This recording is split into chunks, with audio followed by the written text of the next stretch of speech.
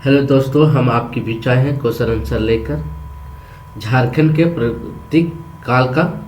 तो जितना हो सके उतना शेयर कर दीजिएगा और लाइक सब्सक्राइब जरूर कर दीजिएगा। जितना हो सके शेयर जरूर कीजिएगा दोस्तों के साथ, क्योंकि कक्षपाल और बहुत सारे झारखंड अभी वैकेंसी आई हुई है। उसका एग्जाम बहुत जल्दी होने वाला है। तो चलिए शुरू करते हैं क्वेश्चन आंसर पर।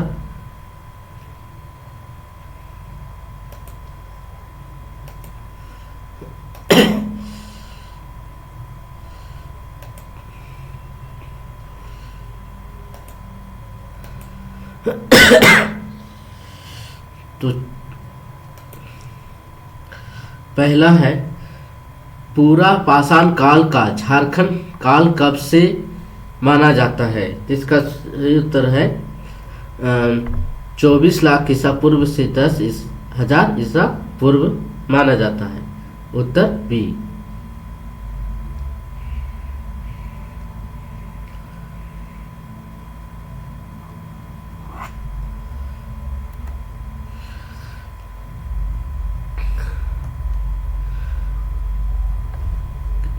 पूरा पाषाण काल के संदर्भ में इनमें से कौन सा कथन सत्य नहीं है?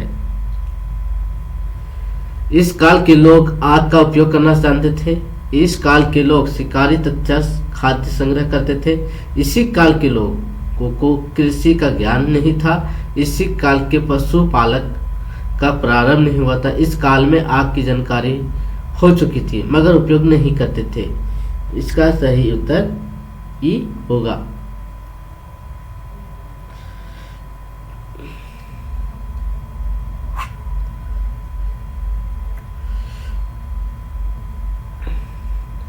झारखंड के किस क्षेत्र में पूरा पाषाण काल के अवशेष प्राप्त नहीं हुए हैं? हजारीबाग, बोकारो, साहेबगंज, देवघर या पूर्वी सिंहभूम। तो ये हमारे हजारीबाग में नहीं हुआ है।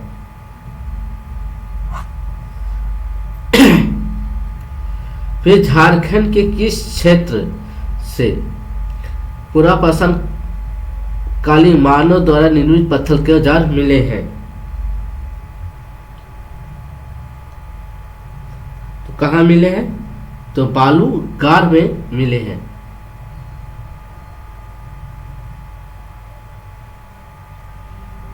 कहाँ? हजारीबाग में मिला है। सॉरी, हजारीबाग मिला है।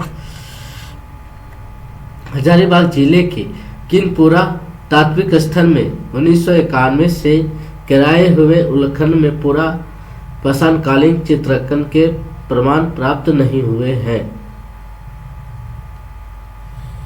तो कहाँ हुए हैं? बालूगार में नहीं प्राप्त हुए। पूरा पाषाण काल में भूल भुलैया की आकृति, नक्षत्र, गुफा, अंतरिक्ष जहाज आदि के चित्र किस स्थान से प्राप्त किए गए हैं? यह है इसको झारखंड के किस क्षेत्र में स्थित कर्ण कोलगज्जार नदी से पूरा पाषाण काल के औजार मिले हैं?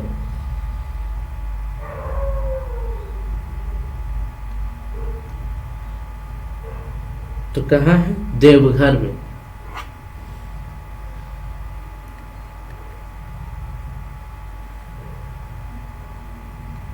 झारखंड के किस जिले से स्थित गोबाई नदी से पूरा पाषाण काल के निर्मित स्टापिक के औजार प्राप्त हुए हैं? तो कहाँ हुए हैं? हजारीबाग में।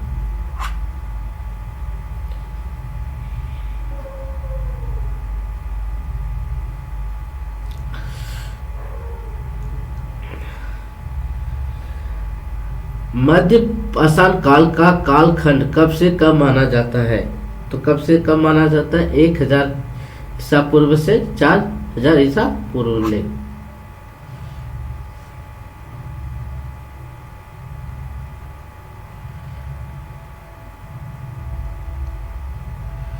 मध्यकालीन के संदर्भ में इनमें से कौन सा कथन सत्य नहीं है?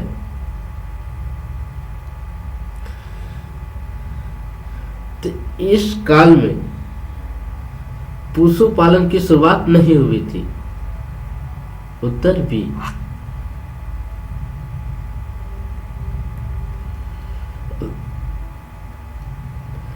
झारखंड के किस क्षेत्र में मध्य पाषाण काल के अवशेष प्राप्त नहीं हुआ है? तो धनबाद में नहीं हुआ था, अवशेष प्राप्त नहीं हुआ है।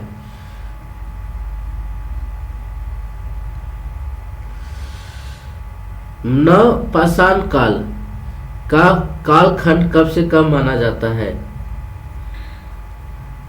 तो 14,000 ईसा पूर्व से 1,000 ईसा पूर्व माना जाता है।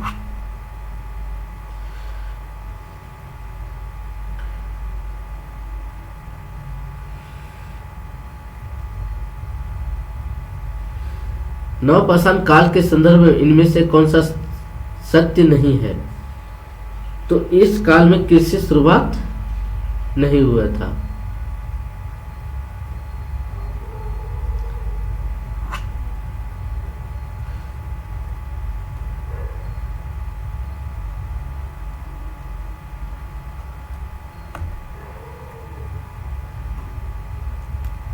झारखंड के किस क्षेत्र में नवपाषाण काल के अवशेष प्राप्त नहीं हुए हैं?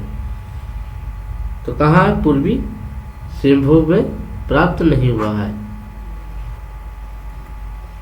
नवपाषाण काल में के 12 हस्त कुठाल झारखंड में कहाँ पाए गए हैं?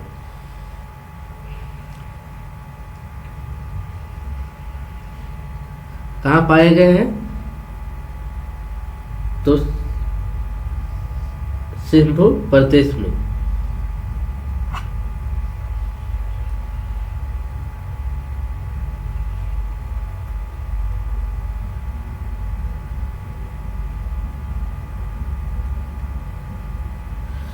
ताम्र पाषाण काल का कालखंड कब से कब माना जाता है? तो 14,000 ईसा 4,000 ईसा पूर्व से 1,000 ईसा पूर्व। उत्तर ए होगा।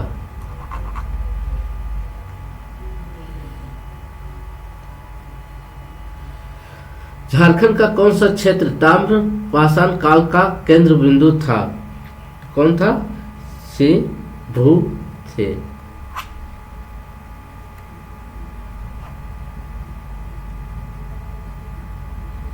ताम्र काल में किस जनजाति के लोग तांबा गलाने तथा उससे संबंधित उपकरण बनाने की कला से परिचित नहीं थे? तो इसका उत्तर बी ए होगा। बिहार लोग नहीं थे। झारखंड की प्राचीनतम जनजाति कौन सी है? कौन है? असुर जनजाति। ताम्र पाषाण काल में झारखंड के किस स्थान से तांबे के 49 खानों की अवशेष प्राप्त हुआ है?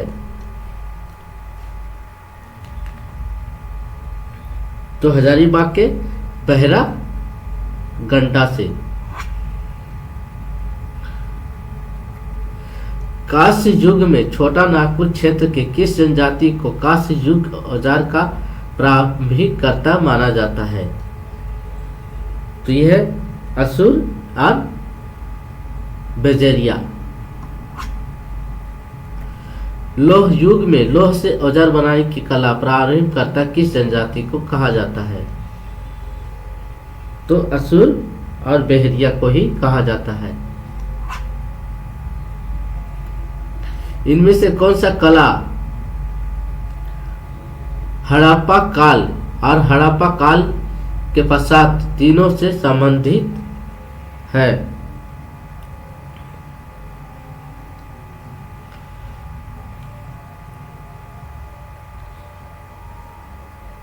तो कौन है? कांस्य युग।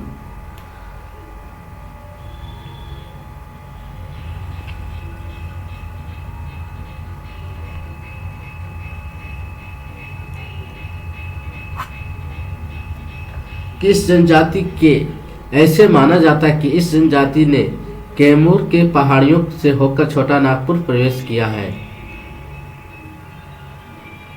तो बिहोर, खड़िया और असुर।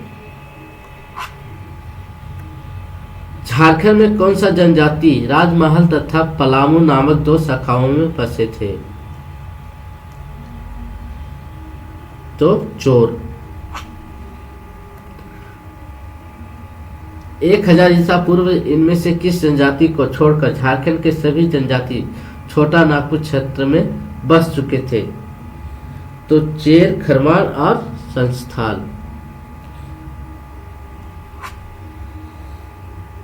कमेंट करके बताइएगा कैसा लगा। लाइक सब्सक्राइब जरूर कर दीजिएगा, जितना हो सके शेयर जरूर कर दीजिएगा। Thank you.